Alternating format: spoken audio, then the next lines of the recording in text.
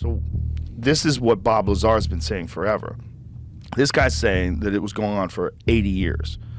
So like this brings us back to the 1940s. I mean, this means like Roswell. That's what Bob Lazar said was the problem with the back engineering program. He said that science can't exist like that in a vacuum. And apparently there was some sort of a debriefing they gave them. And in that debriefing, he said it was so nuts. He said, first of all, they said they've been coming here forever. And they also said that we're a product of accelerated evolution, which is wild.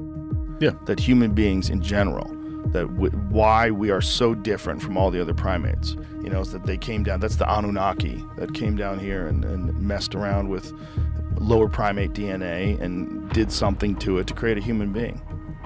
I'm here for it.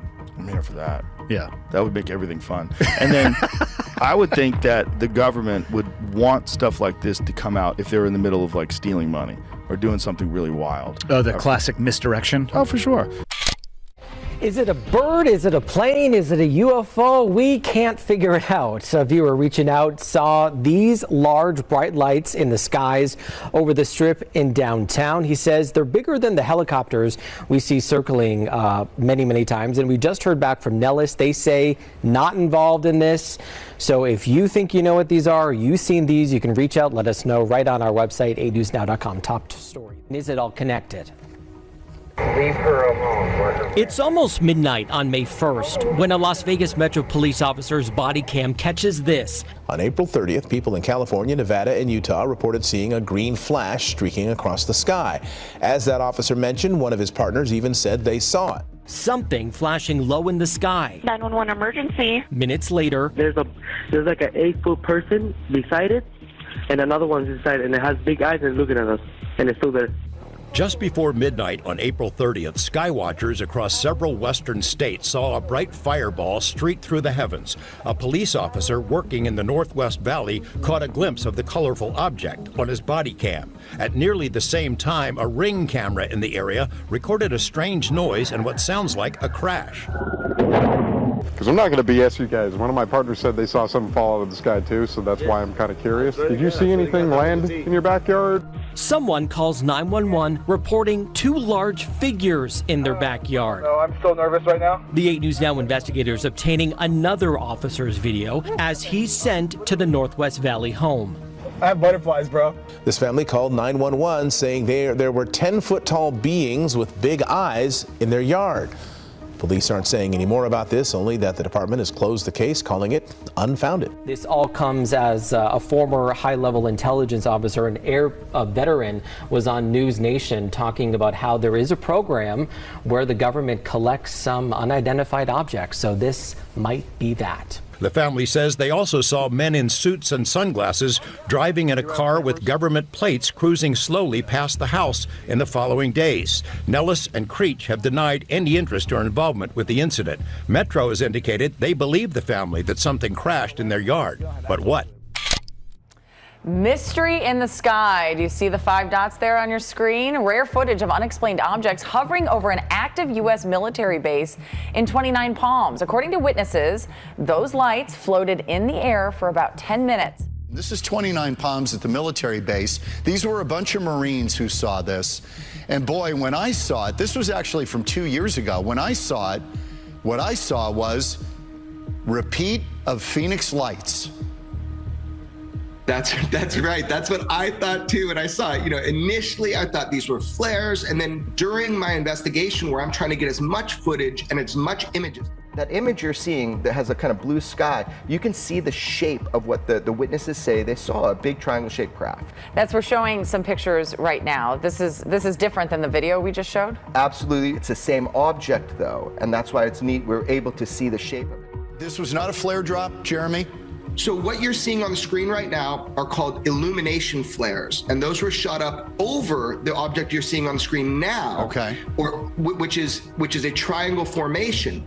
Now, the internet, a number of people on the internet have a really solid case that they believe that these are flares. Where I'm stuck is we have all the eyewitness testimony where the Marines feel that they saw a craft. Let me show quickly the Phoenix Lights video so people can compare and contrast. Our governor at the time, Fife Symington, he saw the object. There it is. And he said, and he was a Navy pilot, okay? He said, this is otherworldly. I've never seen anything like it.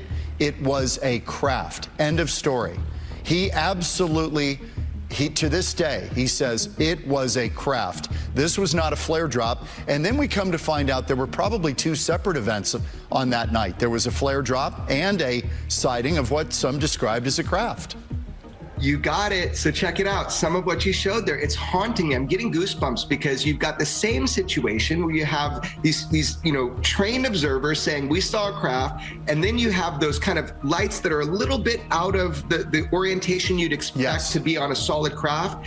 And you see that too with their footage. So it makes you wonder, it's like, what was going on?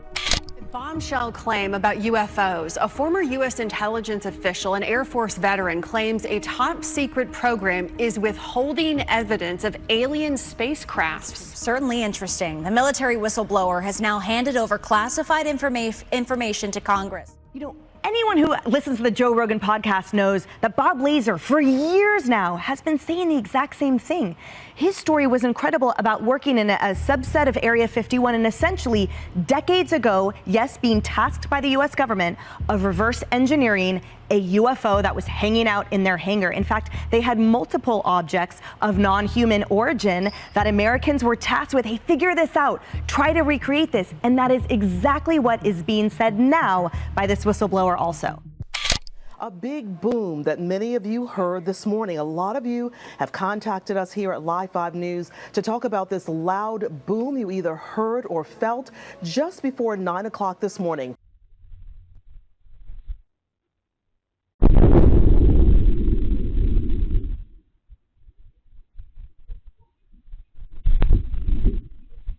Yeah, that boom. I mean, I felt it here at the News 2 studios. Yeah, one of those videos, I found someone on Twitter. So, Josh, I think a lot of people. The unexplained boom.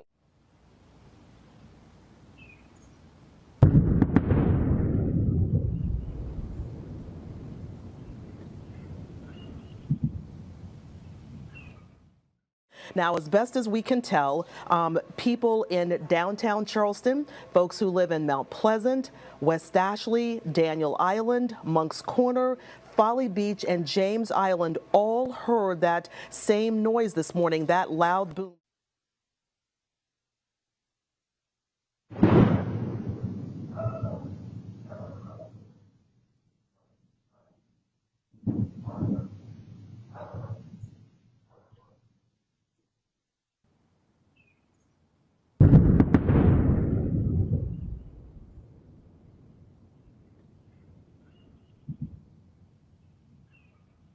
It could be this testing by Joint Base Charleston, but we have not been able to confirm yet with the Air Force Base whether they indeed were doing testing at that time this morning.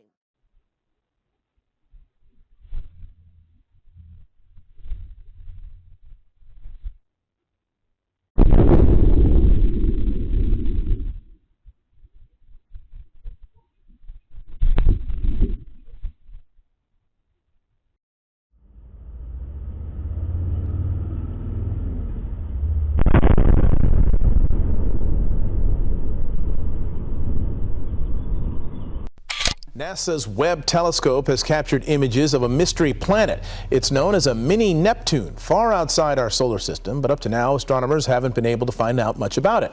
Well, now, thanks to the Webb, they can see it is covered in some sort of haze or cloud layer. Researchers say it's too hot to hold liquid water oceans, but its atmosphere might contain water in the form of vapor. Either this is wrong, or this is a huge discovery. And we think that it's a huge discovery. More observations are needed, but Nelson is investigating what may be 5 giant galaxies that appear to have formed much too quickly after the Big Bang. If they're confirmed, astronomy may have to revise the timeline of galaxy formation.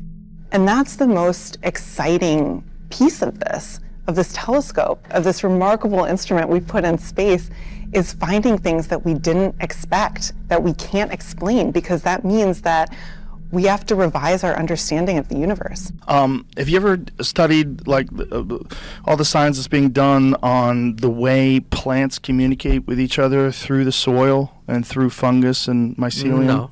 It's fascinating stuff. Uh-huh. They allocate resources to plants that need them more, to trees that need them more. They seem to have communal. They seem to have some sort of a shared information network that we don't totally understand. See if you can find something on it. But it's, I think relatively recently understood and just basically understood over the last few decades. But people like Paul Stamets, who's a mycologist, has been studying this type of stuff, and it's really amazing. Like there's some sort of intelligence to it, the way it works. What does it say? Underground networking, the amazing connections beneath your feet. When most of us think of fungus, we imagine mushrooms sprouting out of the ground. These mushrooms are in fact the fruit of the fungus, while the majority of the fungal organism lives in the soil, interwoven with the tree roots as a vast network of mycelium. Mycelium are incredibly tiny threads of the greater fungal organism that wraps around or bore into tree roots. Taken together, mycelium composes what's called a mycorrhizal network, which connects individual plants together to transfer water, nitrogen, carbon, and other minerals. German forester Peter Walleben dubbed this network the Wood Wide Web, as it is through the mycelium that trees communicate. This is really, really fascinating stuff, because they're all, like, we just think of soil as something that the tree pulls nutrients from, but no, it's all, they're communicating, they're connected with each other in the forest. Mother Nature can do it with a root. Yeah, it can do it with everything. It seems to be in insects, it seems to, there's like a code to it, which is why your idea about there being this God calculation is so fascinating. It seems like it just moves in a very certain way, and it's all connected to each other in some way that we're, as human beings, just sort of starting to understand. Well, there is a theory that says that the Big Bang went in a direction compatible to life, and that other universes may not be compatible with life. They may be lifeless collections of electrons and neutrinos, for example, but our universe is special. Our universe has stable protons, out of which you could create atoms, out of which you could create DNA, out of which you can create people. How many universes have that property? So string theory, for example, gives you other universes which are probably dead universes, universes which have no life. But our universe has stable protons, stable DNA, stable forms of life. So our universe is rare. So this is called the the anthropic principle, the feeling that our life is not random. Our universe is special. Our universe is special in the sense that it didn't have to have life, but it does. And life in a spectacular array of diversity. So our universe really is special.